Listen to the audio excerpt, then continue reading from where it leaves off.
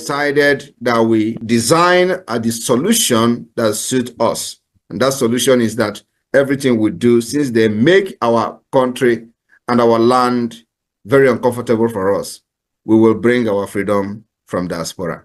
And that's what we're doing today. So the enabling environment that was not created for us in Biafra land, the different countries where we reside have created an environment, and we are struggling to bring this kind of system back to our people for them to live like human beings. So we will always outsmart the terrorist state of Nigeria. Only one, under his leadership, His Excellency Simon Ekpa. Anybody that is confusing anyone or telling you there is another, no, there is nothing. There's just one, recognized by His Excellency Simon Ekpa. And we can pray. Once he has that communication, Biafrans, we understand that Obato Obie does not take no crap from nobody. No matter who you are, you must respect that authority. That authority is the only thing that can protect all of us. But we thank God, somebody said this is a transition period. If these things does not happen, Biafrans will not know who is following our prime minister, who wants him to fail, who wants him to be out. So this moment is ordained to happen so that Biafrans will know who is who in this restoration process. Welcome, fellow Biafrans, lovers of freedom across the world. I welcome you to this amazing program. Thank you so much for joining us once again on this platform. I appreciate you wherever you are connecting from. Please like and share this program. And remember, this platform where you are watching this program is Biafra Exodus Hard Talk TV, a platform that stands with the United States of Biafra, under the command of our Prime Minister Mazi Simon Ekpa, and on the Supreme Command of Mazi Nnamdi Kanu. Today, under the control of Deputy Prime Minister COS, Dr. Ngozi Orabueze, we bring information from the right source, the United States of Biafra, the government of our Prime Minister, Mazi Simon Ekpa. Wherever you are watching this program from, I urge you in the name of Chukwu Okike Abiama to like and share. Information is power. Remember, our Prime Minister encouraged us to engage in radical evangelism. Our Supreme Mazi Nnamdi Kanu told us to carry everybody along. In doing that, you must help us to share this video. Like and share to family and friends and to every platform where you belong.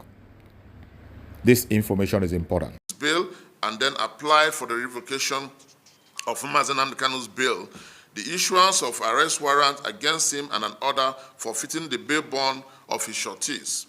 The court feigned ignorance of the fact that Mazi Nnamdi Kanu did not jump bail, but was forced into running away to save his life and physical well-being, and indeed granted the prayers of the Federal Republic of Nigeria, a move reprimanded by the Supreme Court. Following the order of the Federal High Court revoking Onyendu's bail and issuing a warrant of arrest, the federal government of Nigeria kidnapped and abducted Onyendu Mazi Nnamdi Kanu from Nairobi, Kenya to Nigeria in violation of Section 15 of the Extradition Act, therefore making it a trade now, a going trade in Nigeria, a very viable trade in Nigeria for kidnappers. And that is why we say that most of the kidnap we have today, they lent from the federal government of Nigeria. On the 29th of June 2021, the federal government of Nigeria produced Mazi Nnamdi Kanu in court, and in the absence of his lawyers, and without affording Mazi Nnamdi Kanu the right to fair hearing, ordered that he be remanded in custody of the State Security Service, those who went to kidnap him from Kenya. On the 21st of October 2021, the federal government of Nigeria amended the charges to add the offense of terrorism, and Mazi Nnamdi Kanu pleaded not guilty to the counts or charges. His bail was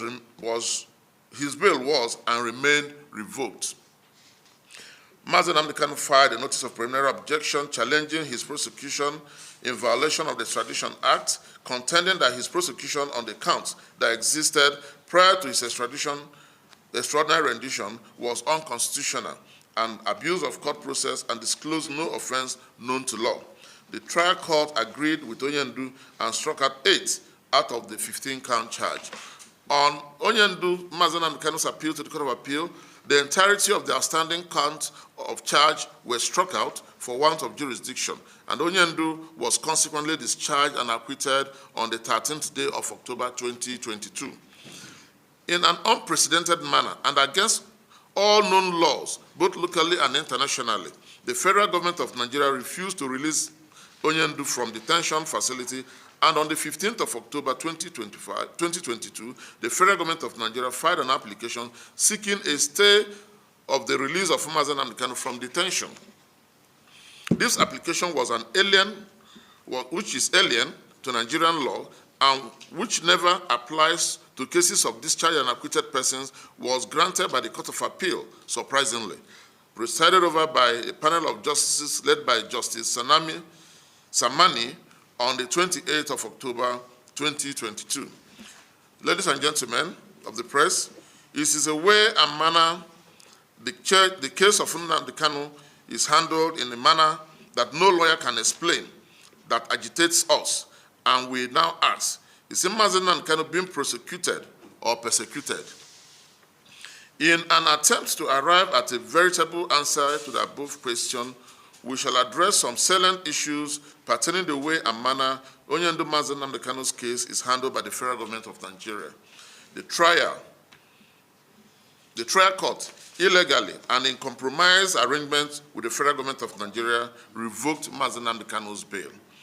Onyendu Mazi Nnamdi Kanu did not jump bail and was justified in running out of the country to save his life and physical well-being.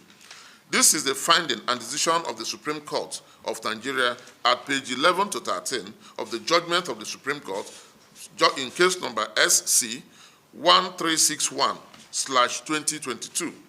According to Justice E.A. Agim of the Supreme Court, it was therefore wrong and malicious for the appellant that has caused the respondent to flee from his home and country to secure his life and had therefore caused an unavoidable absence in court to inform and thereby deceive the trial court that the respondent jumped bail.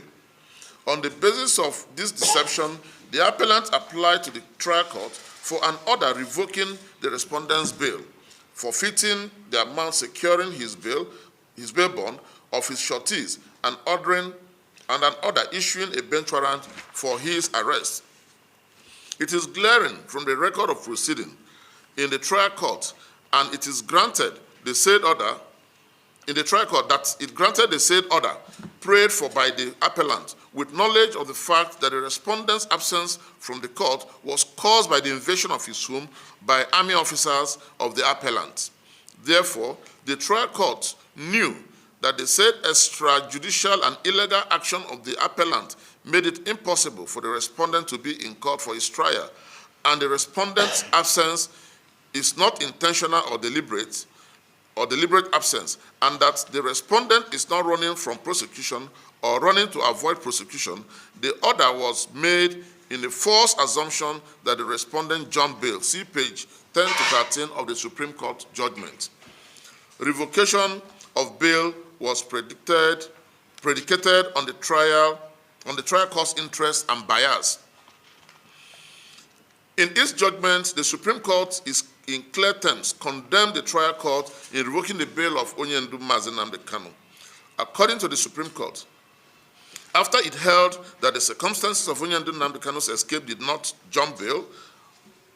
amount to jumping bail, it stated thus: in the light of the foregoing, the trial court acted unfairly and without rational and legal justifiable reason by its decision revoking the respondent's bail, forfeiting the amount securing the bail bond of his surety, and its order issuing a bench warrant for his arrest. This is referred to in page 12 to 13 of the Supreme Court judgment.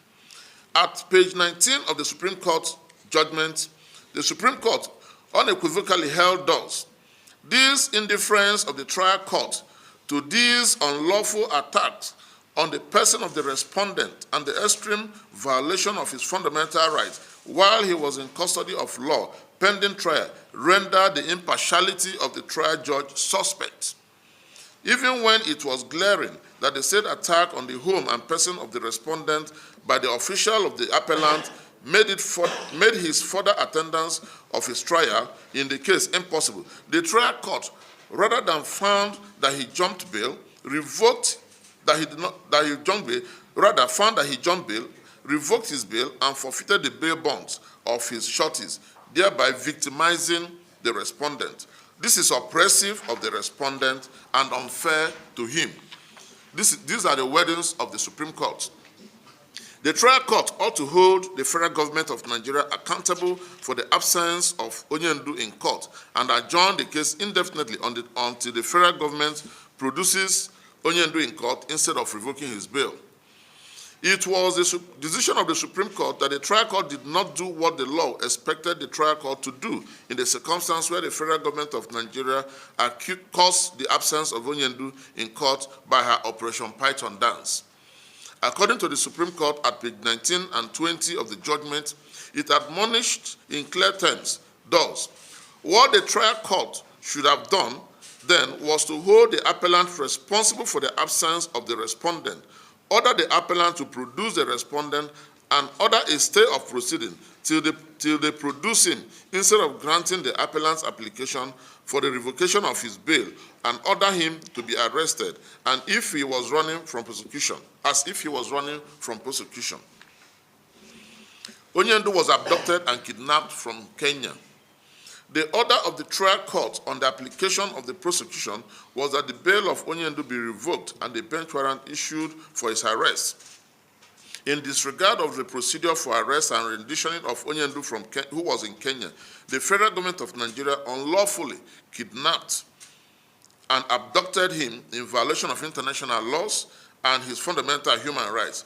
According to the Supreme Court at page 20 of the judgment, I quote again, in purported execution of the unfairly obtained and illegal order of arrest of the respondent, the officials and agents of the appellant traced the respondent to Nairobi in Kenya, violated his fundamental rights, kidnapped, abducted, and extraordinarily renditioned him to Nigeria without any form of extradition proceedings, without the consent of Kenya, in complete violation of the Kenya Extradition Act and the Nigerian Extradition Act and the African Charter on Human and People's Rights Ratification Enforcement Act, CAP A9, Laws of the Federation of Nigeria 2024, and produced him in court on the 29th of June 2021.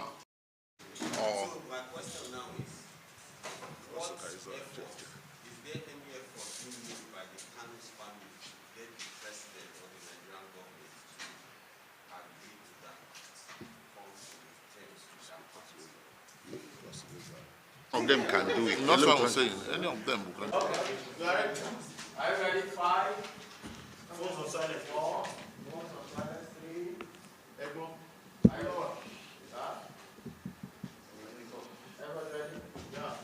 5, 4, 3, 2, 1, go. Good afternoon, ladies and gentlemen of the media, and welcome to this World Press Conference. Then we call them to zero in. Okay. So, You can arrange for it. not clips, food. Mazi Nnamdi Kanu. I proceed by saying that the undue delays in the hearing of Mazi Nnamdi Kanu is unprecedented. There is concerted effort by the federal government of Nigeria and the judiciary not to hear and determine Nnamdi Kanu's case and appeals on time. Instances abound. What we are saying is that normal cases we file are usually taken. But when it comes to Nnamdi's case, it is different. On the 24th day of September 2024, Justice Nyako of the Federal High Court Abuja made an order recusing herself from the case of terrorism leveled against Mazi Nnamdi Kanu before her court, and sent the case file to the Chief Judge of the Federal High Court for reassignment to another judge of the court. It is getting to 5 months since the court made the order. There is no such reassignment by the Chief Judge to date. To the federal government of Nigeria, insofar as Mazi Nnamdi Kanu remains in DSS custody, trial can go to hell. Onyendu Mazi Nnamdi Kanu has since the 23rd day of December 2024 written to the Chief Judge of the Federal High Court for a reassignment of the case, but to date, nothing has happened. On the part of the prosecution, no effort whatsoever is made for reassignment of the case to another judge. We all know how many judges are in the Federal High Court, Abuja, and who are eminently qualified and competent to hear the case on the merit. But then, it is either Justice Binta hears the case or Mazi Nnamdi Kanu languishes in DSS detention facility indefinitely. So, in the decision of the federal government, it must be Nyako that must hear the case. If we insist that another judge will hear it, then he must remain in DSS detention facility illegally. All appeals against the task decisions of the court are never fixed for hearing, and every effort made by Mazi Nnamdi Kanu and his legal team to get dates for the hearing of the appeal is thwarted by the prosecution and the court of appeal. On the 26th day of September 2024, when the bail application appeal came up for hearing, Chief Awomolo SAN applied for the consolidation of Mazi Nnamdi Kanu's 3 appeals so as to forestall the hearing of the bail restoration appeal. The application was by way of letter that was neither copied nor served on the counsel to Mazi Nnamdi Kanu, but then it must and was granted. Similarly, on the 8th day of October 2024, when parties were ready to adopt their processes in respect of the bail application, the panel of justice led by Joseph Olubimika Oyewole and S.E.S. Onwike, Justice of Court of Appeal, refused to hear the appeal on the purport that they needed time to study the appeal. That has never happened. All of us are lawyers. If you adopt your process in court, they have 3 months to study it and give their decision. But in this case, they say they want to study it before they can hear it. Now, till date, they are still studying the appeal, so that on the 17th day of October 2024, when the appeal came up for hearing, they discovered, in quote, that the decision of the trial court appealed against was only signed by the registrar of the court. And despite of request for short date, they adjourned the appeal to the 13th day of January 2025. The legal team of Mazi Nnamdi Kanu applied for abridgment of time for the appeal, having secured the ruling in the manner desired by the panel. The application was ignored, and Mazi Nnamdi Kanu was notified on Friday, the 10th day of January 2025, that all appeals slated for hearing between 13 to 16 January 2025 are adjourned until dates are communicated to parties. But then, the Court of Appeal currently sits and delivers judgment, even as I speak. Today, Mazi Nnamdi Kanu has challenged the federal government of Nigeria to reassign the case to any other judge other than BFM Nyako and discover, if they were not aware in the first instance, how frivolous the counts of charges are. They cannot secure conviction of Nnamdi Kanu as it stands. Hence, their insistence on Justice Nyako, where justice would be slaughtered in their favor. In pursuit of their decision to frustrate the hearing of the cases on the merit and unlawfully keep Mazi Nnamdi Kanu in detention, the federal government today runs away from their own courts. Mazi Nnamdi Kanu is not only innocent of the charges leveled against him, he also has no case to answer. Hence, after 4 months of the order of Justice Nyako recusing herself and the case file remitted to the Chief Judge for reassignment, no such reassignment is done, and no date is communicated to the parties for the commencement of hearing or trial before any judge. What really is the federal government afraid of? Your guess is as good as ours. Mazi Nnamdi Kanu is justified in asking that Justice Binta be recused from his trial. So we are now going to know why did Nnamdi Kanu say that Binta should not hear his case any longer. In spite of the decisions of the Supreme Court that Mazi Nnamdi Kanu did not jump bail and that the trial court wrongly revoked his bail, making the impartiality of the trial judge suspect, the legal team of Mazi Nnamdi Kanu applied for an order restoring the bail of Nnamdi Kanu only for the trial court to refuse the application, holding that the only option available to the legal team of Nnamdi Kanu is that of appeal. Do you expect Mazi Nnamdi Kanu to subject himself to a trial by a judge against whom the Supreme Court of Nigeria has found to be biased and who is not ready to change? It is in the light of the circumstances that Mazi Nnamdi Kanu has reasoned that he can only get justice by any other judge of the Federal Court other than Justice Binta. Of course, there is reasonable ground for the finding of bias against the judge by the Supreme Court, and Mazi Nnamdi Kanu, being a law-abiding citizen, will follow the decision of the Supreme Court of the land. His Lordship, Binta Nyako, is biased. Any defendant whose bail is revoked is only sent to prison and not to the SS detention facility. Once you are granted bail and you are allowed to have revoked your bail, the next place they should put you is the correctional center and not the SS. Now, gentlemen, law is what it is because of predictability and certainty. The law as it stands is that since Mazi Nnamdi Kanu is injudiciously held by the federal government to have jumped, Federal High Court to have jumped bail, he is only to be kept in prison custody called Correctional Center and never in the DSS detention facility. That is what the Administration of Criminal Justice Act 2015 provides. But the trial court has turned the law upside down and decided against the provisions of the Administration of Criminal Justice Act that Nnamdi Kanu be detained in DSS, and has severally refused applications for the transfer of Mazi Nnamdi Kanu to a traditional prison. The purport that the DSS facility is a place of safe custody. The trial judge did not tell the parties or explain how it came to the conclusion that the SS facility is a place of safe custody without hearing from the parties. This, no doubt, is evidence of cloistered justice, implying that the judge has other means of taking evidence from one side, from outside the four walls of the court, and patching up facts to fit a predetermined target. We challenge any person to find any statutory provision empowering the DSS to detain any person in his custody to make such statute public. Declaration of IPOB as a terrorist organization is an attempt at enthronement, entrenchment, and confinement of judicial legitimacy to marginalization of Igbos. Igbos have on several occasions alleged that the Igbo ethnic nationalities are discriminated and marginalized by the federal government of Nigeria, and evidence of such marginalization knows no boundary. It is a species of discrimination. IPOB is an acronym for Indigenous People of Biafra and stands for the people of